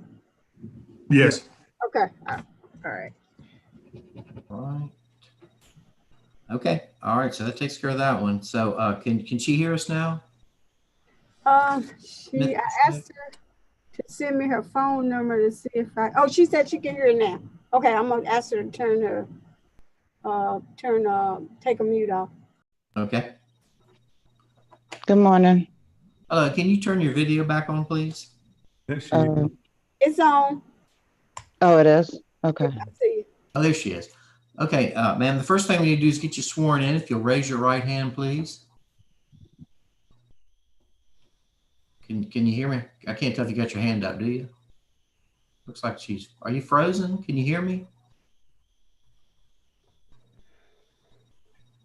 She's frozen, I think. Yeah, looks like it. Froze. Do you swear or affirm the testimony you're about to give is the truth, the whole truth, and nothing but the truth, so help you God? Yes, sir. State your name, please. Aaliyah Smith Bushel. And you are the owner of this property on Andrew Avenue, is that correct? Yes, sir. And are you comfortable with this Zoom format for your appeal? I'm trying it. Okay, if you'll wait just a minute, we'll hear from the county appraiser, and then we'll come back to you, all right? Okay. All right, and Ms. Moore has already been sworn in from a previous case. That's why I'm not swearing her in. Okay. Okay, Ms. Moore, what do you have for us on this property? The property is located at 1617 Andrew Avenue. It was purchased in 2016 for $132,500. The owner's opinion of value currently is $100,183. So the original assessment went out on it at $215,143. And that was lowered to $182,873 or $130 a square foot. It is listed as a C average house, and we have a negative 15% adjustment on the dwelling. It was built in 2015, and it's 1,400 square feet. So this sale, since it was in 2016, it does have the covenants that run with it. So we feel that $130 a square foot is well within what the property should be assessed at. So you made a 15% downward adjustment for the restrictions that it has to be sold, can't be sold. We did. Mm-hmm. What exactly are those restrictions again? Right. So if the property sold from 2016 forward and it's a habitat house, they have there is a cap on what they can sell the property for, which is currently at $257,000. And it also has to, the owner buying the property has to be of a lower income, and Habitat has to approve the sale. And so they can sell it, but that's the cap it can go up to is $257,000, but it does have to restrict who can buy it. And you use typically 15% across the board for those restrictions? No, some of them vary. It depends on the neighborhoods where they're in. This property was built in 2015. Some of the older ones will have higher adjustments on them because of their age. And also this is it's a pretty large house. It's 1,400 square feet. So we kind of look at, instead of just the percentage of what the property should come out per square foot for the neighborhood. So, and I wasn't quite sure where the opinion of value of $100,000 was, because there wasn't any comments in the appeal. But we'll ask her that in a minute. Okay. I noticed it looks like you use Cape Cod and two-story houses for your comparables. Were there no ranch? Right. Well, it's pretty difficult there. I was trying to get the newer houses, right? Because the majority of everything that's around there are old houses that have been renovated. So I just took the more recent of the houses. And also, also these houses just give an example of what the houses in her neighborhood would sell for if it wasn't a Habitat house. These are Very close. Let me see. Tim, can you move up just a bit? Pull the screen up just a bit so we can see the map right. So the majority of the houses that have sold, we had a lot of sales, but most of them are houses that were built in the 20s and 30s and renovated. So with this one, I was just trying to get some of the newer houses that were close to the subject. And what was your per square foot value of this house? This is $130. It's assessed at $130 a square foot. And then can you move up again? It looks like those others were higher. The comparables were all higher. Well, yeah. Okay. All right. Okay, ma'am, it's your turn. You've heard the county. What we need to know is what you think your property is worth and how you came up with your value.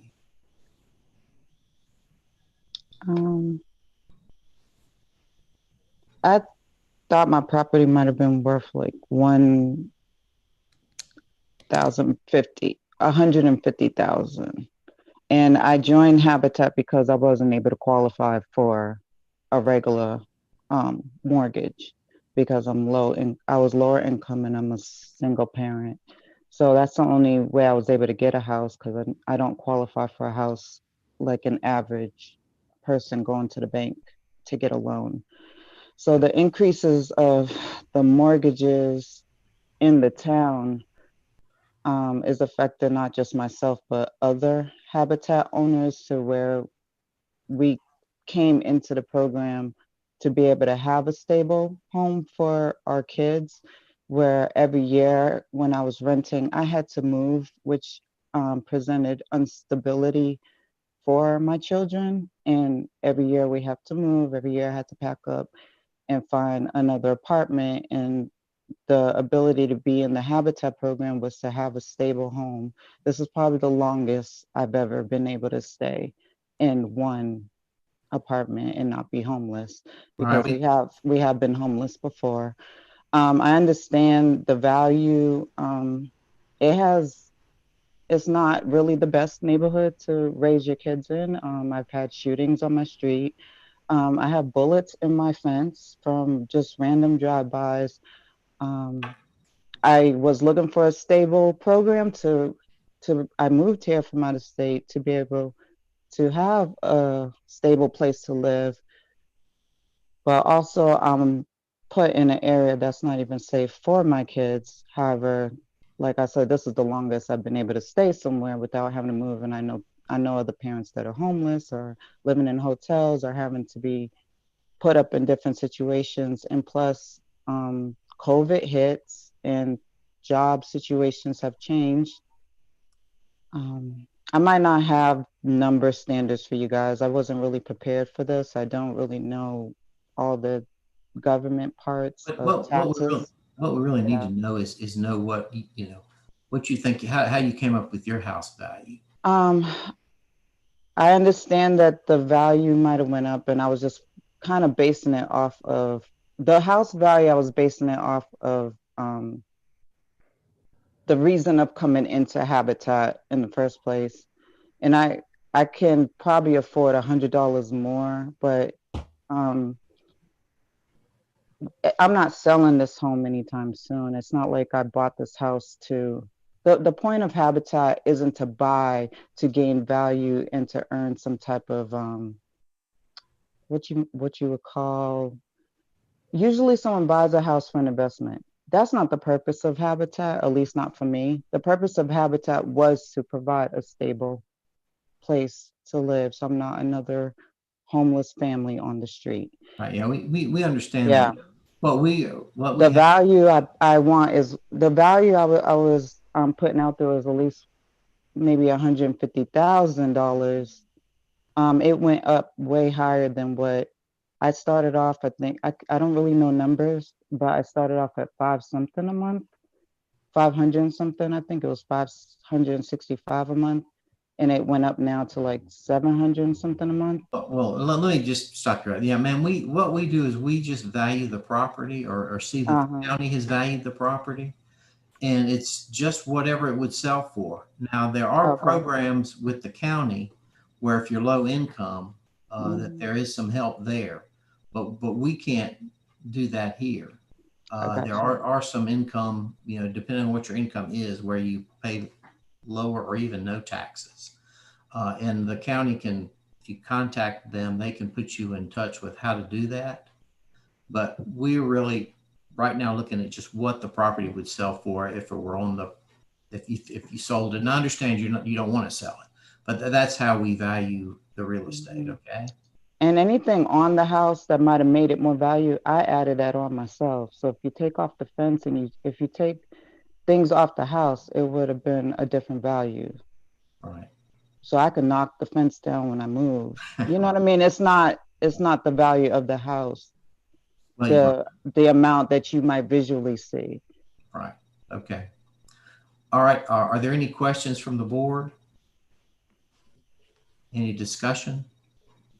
Well, I'm just, I mean, I realize that the house value compared to, I understand that's hard to find those comps.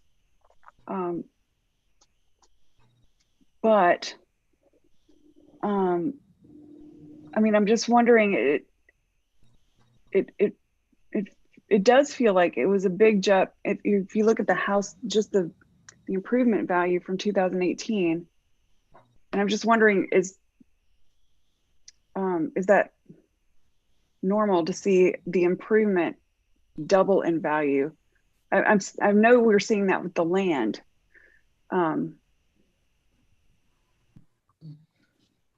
Ms. Moore, do you have any response to that?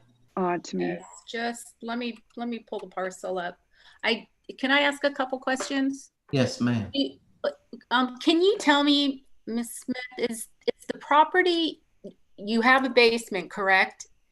The basement is just bedrooms, and these bedrooms are tiny. It looks like that from the outside, but when you come in, upstairs is just a small little living room, a dining room, and a bedroom and a bathroom. When you go downstairs the street, it's the bedrooms. Okay, so it's not like a basement where you get an extra family room like other homes. It's not that type of style of a home, even though it looks that way. Because I've been in other, finished. It is finished. Do you have electricity down in there and heating? Right, but it's not a basement, if that makes sense. It's just another floor. It's just a lower level. It's an upside down house. It would have been the same thing if the house was flipped. So it's not like literally a basement, like where you have upstairs, downstairs, and a basement. Right. That's not the case. It's a floor with the bedrooms, whether it would have been above me or below me. That's the square footage. So you're not getting this like extra basement space. It's a sunken 2-story. Right. Yeah. Yeah. But it is finished area. Right. That's what I wanted to check to make sure it wasn't unfinished. Yeah, the back part isn't finished, where you get like a small utility room. That's not finished. Right, we have that. Okay. I'm willing on this one. I think that we could easily make that a C- house instead of a C for the quality of construction. So if you bear with me one sec. Tim, do you want to do that? You want me to do it? But let's let Tim do it, because then I think we can see it better. Okay. It is a little odd having the bedrooms on the basement and the. Mm-hmm. It is. Mm-hmm.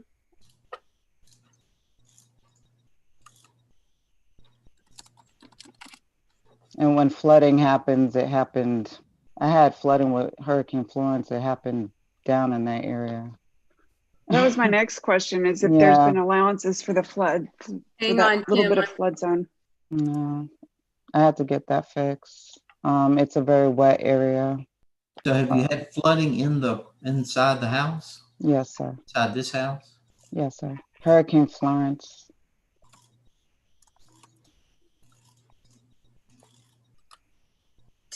Tim, you should be able to get in now. Shoot.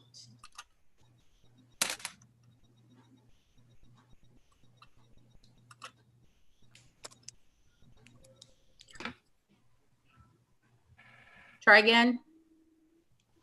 You got to go into 21. Okay, I wasn't sure if you were unlocking Right. that or not. Yeah, go into 21.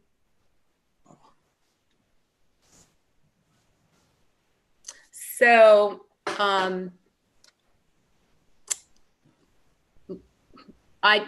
of this was in the appeal, only that the opinion of value was 100,183. So that certainly makes some difference. If there has been flooding in your basement, is it moldy? Is it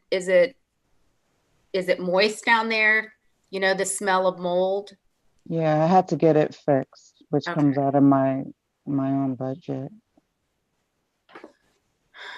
The rug, and I had to get dehumidifiers which I'm still using to this day.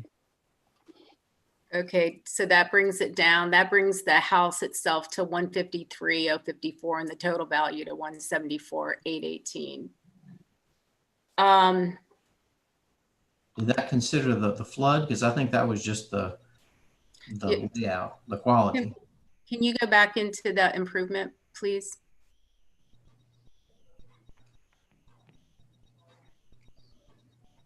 And make the, let's bring to accommodate for the one for all the bedrooms being on the basement, and 2 for the problems with the flooding. Let's make the 15%, 25%.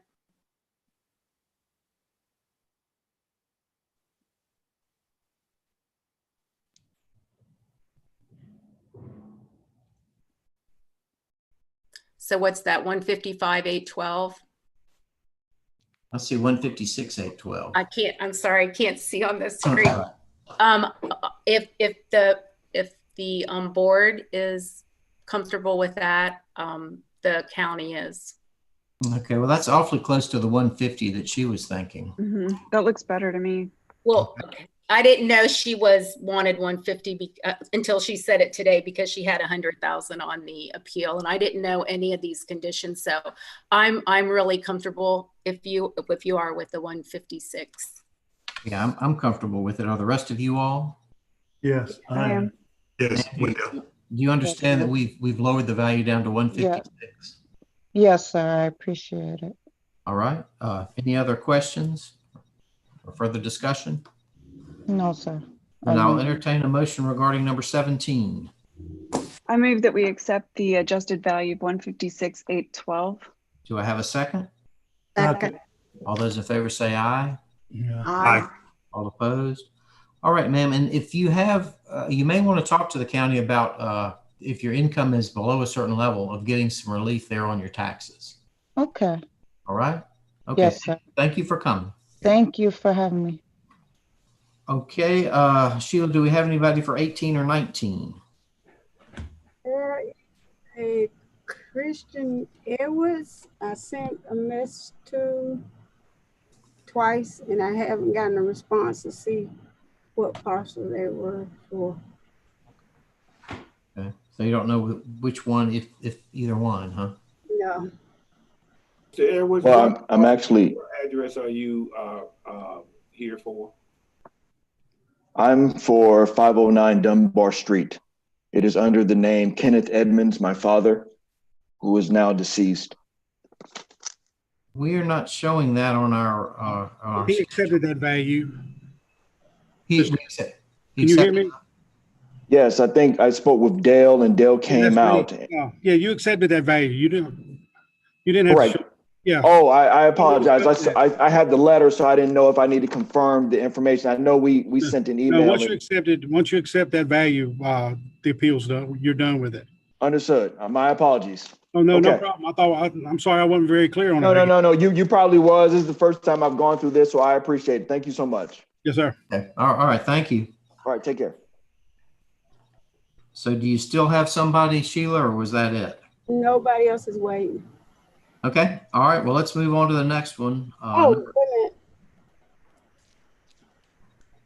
Hold on. Yeah. Number 19 is here. My apologies. Number 19 is here. Okay. All right. Can we have them? Let me see if I can get an unmute. Okay.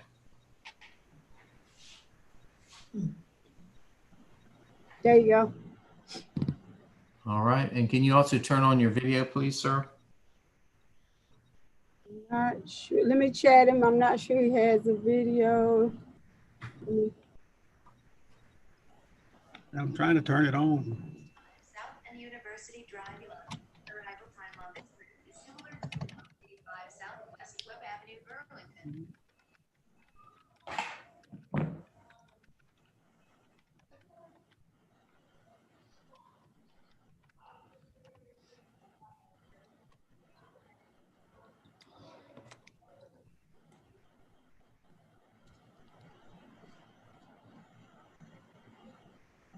Okay, I sent a message to ask him to turn the video on. I think we can hear. Holloway, if you look at the bottom of your screen, left-hand side, you may see a start video button. If you're in full screen mode. Or it might be up at the top right. If it hovers, you get those little dots up there. Y'all see me? No. No? Yeah, we see you, Dale. Yeah, we see Dale, right. Yeah. Okay, okay. Yeah, Mr. Is it Mr. Farrell? If you look in the top right corner, if you hold your mouse up there, there should be some little dots. You click on that, then it'll give you the option to turn on your video.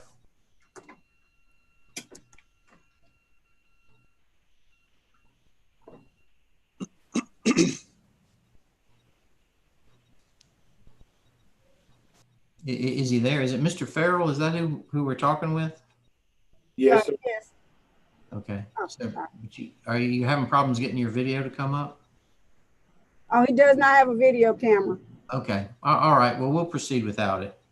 But you can hear me, correct, Mr. Farrell? Mr. Farrell?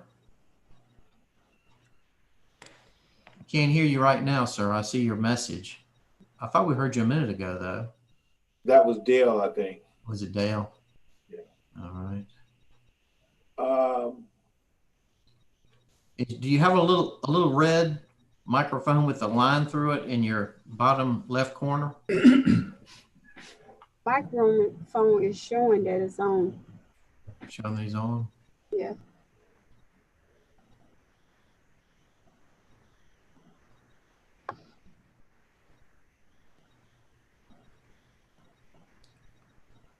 Well, I tell you what, let's skip him for the time being and do the other case and come back to him. Maybe we can get it straightened out. But there's nobody here for number 18, correct? No. Okay. All right. Then Mr. Gerard, you've already been sworn in. So what have you got for us on that one? On this one, I got an email yesterday from the taxpayer. They accepted a new revised value of $154,124. We didn't have time to get it to the consent agenda, but they did accept the value. Okay. What was that amount again, please? $154,124. Okay. All right. Any questions from the board? Any discussion? And I will entertain a motion regarding this is number 18. I make a motion we accept the 154,124 revised value. Do I have a second? Second. All those in favor say aye. Aye. All opposed? Okay, let's move back to Mr. Farrell. So he says he can hear us, but we can't hear him. Right. Let's see.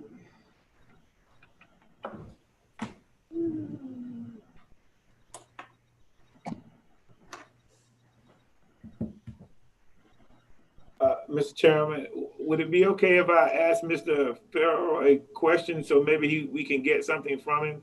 If he would chat to us, because he did chat to us and ask could we hear him, would he please tell us what he thinks his value should be and where he got that information from?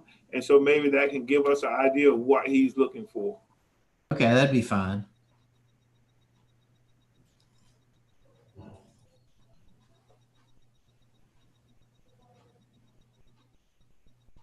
Mr. Farrell, chat to us and let us know what you think the value should be.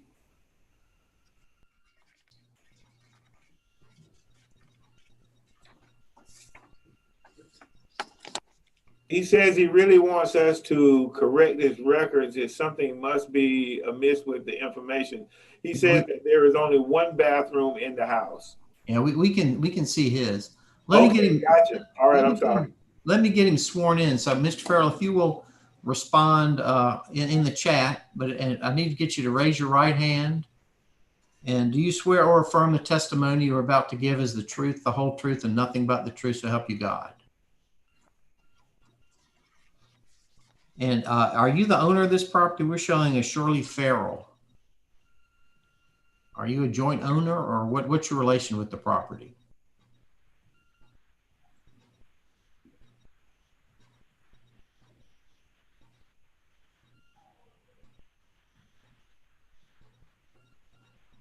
Well, we really are supposed to have an owner present. Is your mother incapacitated? Oh, you are one of the owners? Oh, you're Shirley. Okay. So I've been calling you Mr. and you're really Ms. Farrell, correct? And are you comfortable using this Zoom format, even though it'll just have to be on chat for your responses? All right. So your main concern is you only have one bathroom and 2 bedrooms in the house, and you want to make sure that's correct.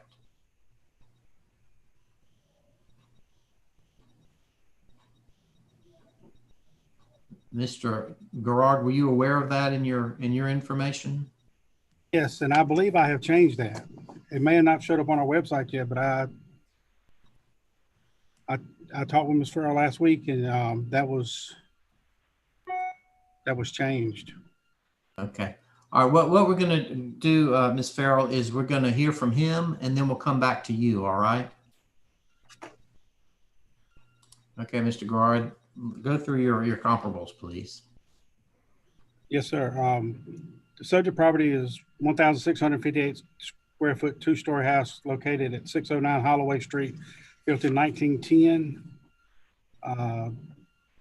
The value is $119,742. And looking at the comps, we feel that we are within a range there, and ask the board to uphold the $119,742. What does that work out to a square foot?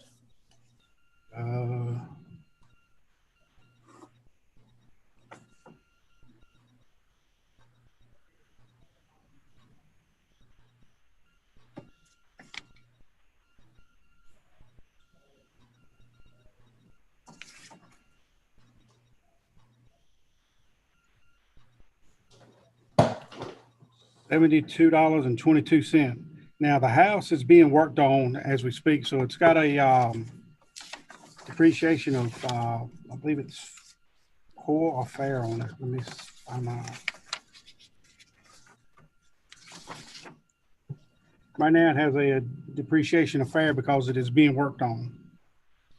Okay, well, the square foot I was looking for was the total, and I'm getting $72 a square foot. Right. I was trying to do a comparison with the sales price per square foot of the other properties. Right, and these properties are. You got 191. That's a pretty good range on that one. So that Yeah, that's the best comps I could find in that area for houses that have not been remodeled. Right. Well, they're pretty close in size and age. I was just concerned about the square foot value of number one, it being $191 a square foot. Yeah, and like I said, her property is being worked on. So we've got a fair depreciation on it that's fair. And if it was average, hers would probably be up close to that also. Okay. All right, man. Let's see. So you need, I'm reading your chat. We work on it. Someone steals the plumbing. Well, that's a shame, but there's not much we can do about that.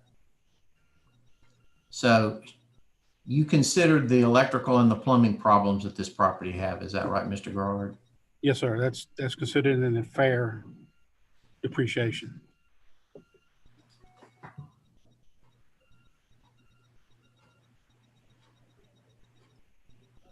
And you're saying here that you were concerned that the value increased to 140. The value that we're looking at right now is 119,000. Are you aware of that, Ms. Farrell?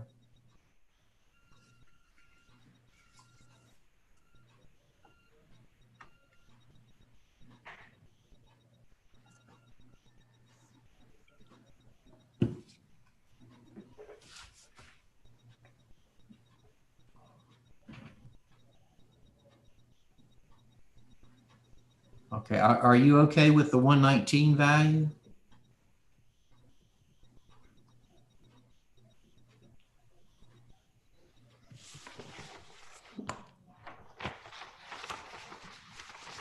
Okay. All right. Are there any questions from the board? Any discussion? Then I will entertain a motion regarding number 19. Move that we accept the county's value. Do I have a second? Second. All those in favor say aye. Aye.